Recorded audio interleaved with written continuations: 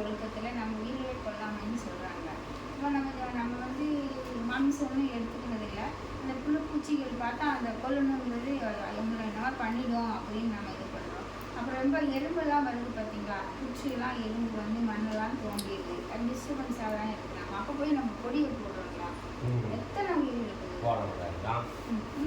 உங்களுக்கு இந்த உலகத்தில் வாழ்றதுக்கு எவ்வளோ சுதந்திரம் இருக்கோ அந்த ஜீவராசிக்கும் அவ்வளோ சுதந்திரம் இருக்குது. அதை போய் நம்ம அந்த இடத்துல போய் நம்ம கொல்லக்கூடாது.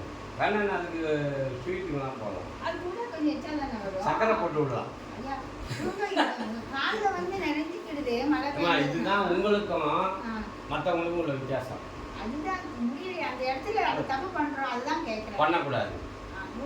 உயிர் இறக்கம் வரணும். உங்க உயிர் மாதிரி தானே அந்த உயிர் தெரியுது. ஆனா அந்த அந்த துன்பம் கொடுத்து நம்ம தூங்கும்போது கடிக்குது இல்ல, சுத்தூர் எல்லாம் காதுக்குள்ள எல்லாம் போயிடும். எறும்பு 10 எறும்பு கடிக்குதுன்னு வச்சுக்கோங்க, நம்ம செத்தா போயிடுவோம், சாக மாட்டோம், உடனே நச்சுக்கிடுவோம். அதை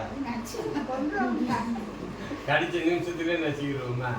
அதனால இதெல்லாம் நிறைய வந்து நமக்கு சகிப்புத்தன்மை வரணும், உயிர் மேலே இறக்கம் வரணும். அதெல்லாம் நமக்கு வந்து ரொம்ப சகிப்புத்தன்மை வரணும். தவம் நல்லா பண்ணணும். உங்களை நீங்கள் உணரணும். நீங்கள் யாருன்னு நீங்கள் உணர்ந்துட்டீங்கன்னா இதெல்லாம் வேற இல்லை, நம்ம தான் அப்படின்னு தெரிஞ்சிடும். அது அப்போ வரும்போது நீங்கள் அதெல்லாம் பண்ண மாட்டீங்க.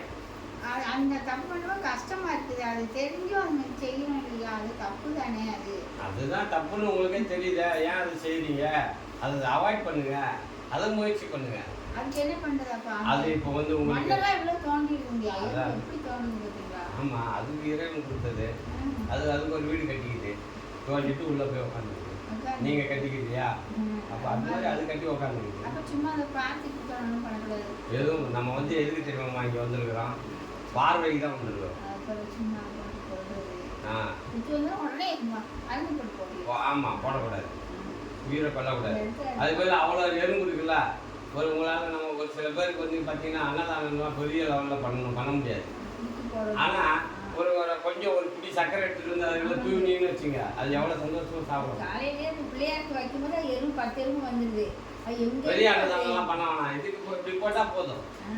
அதையும் செஞ்சுட்டு நம்ம இதையும் செய்யறோமே அப்படிங்கிறது அந்த இடத்துல இருக்கு. அது நீங்க தவம் பண்ணீங்கன்னா அதெல்லாம் உங்களுக்கு அந்த இதெல்லாம் கொஞ்சம் கொஞ்சமா உங்களுக்கு மாறும். சரிங்களா? வேற ஏதாச்சும் இருக்கா? 9 நிலைகள் சொன்னீங்க. இதுக்கு தான் அந்த 9 நிலைகள்.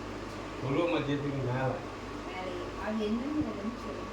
அதெல்லாம் நீ உணரணும். இடத்த சொல்லி காட்டினா மண்டையை புழக்கணும்.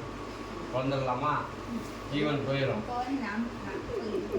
தெரிஞ்சுக்கிட்டது வந்து கீழே இருந்து நிலைகள் சக்கராசு வருதுன்னு சொல்றேன். கீழெல்லாம் சக்கரெல்லாம் எதுவும் கிடையாதுமா, எதுவும் சக்கரை கிடையாது. புரியுதுங்களா? நம்ம காலில் தான் சக்கரை இருக்குது, சுற்றிக்கிட்டே கிடக்கும். உள்ளே சுற்றணும், வெளியில் சுற்றுறது ஊரை. உள்ளுக்குள்ளே மன வீட்டை வெளியில் போடாமல் அதை உள்ளே நிலைநிறுத்தினா ஜீவனை அதே இடத்துல நிறுத்தினீங்கன்னா மனம்தான் இப்போ உங்களை அங்கேருந்து இங்கே வர வச்சுருக்கு. புரியுறீங்களா? அது உயிர் வீணாக விரயமாகுது. நம்மளுடைய ஜீவன் வந்து பஞ்சேந்திரியங்கள் வழியாக நாசமாக போயிட்டு இருக்கு, செத்துக்கிட்டே இருந்துருக்கோம். இப்போ நம்ம எப்போ நீங்கள் தவம் பண்ண நீங்கள் வந்து சொல்கிறீங்களோ அப்போ நீங்கள் பிழைப்புக்கு வழி தேடிட்டீங்கன்னா பிழைக்கிற வேலை நம்ம வித்தை தான் பிழைக்கிற வேலை.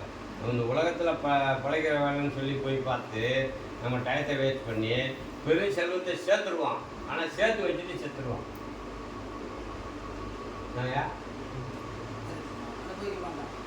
நம்ம டயத்தை எல்லாத்தையும் செலவழித்து இதுதான் பெரும் செல்வம்னு சொல்லிட்டு சேர்த்து வச்சுருவோம்.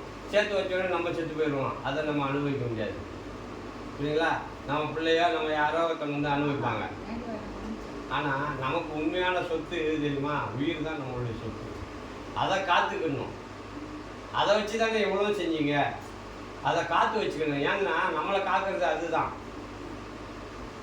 அதுக்கு காத்துன்னு பேர் வச்சுருக்கான் பார்த்தீங்களா? நீங்கள் உங்களை காக்கிற பொருள் அது நம்மளை விட்டு வெளியே போச்சுன்னா இது நாளிடும். இந்த உடம்பு 3 நாளில் அழியிடும். ஆனால் நம்மளை காத்து வச்சுருக்குது அந்த உயிர் தானே. அதை நீ காத்து வச்சுக்கிறது நீ தயாராக இருக்கிறியா? ஒரு நாளாவது நினச்சி பார்த்தியா? இல்லை. உன்னை காக்கும் பொருளை நீ காத்துக்கோ. அதுதான் ஏசுநாதர் சொல்கிறார் அவருடைய வசனத்தில்.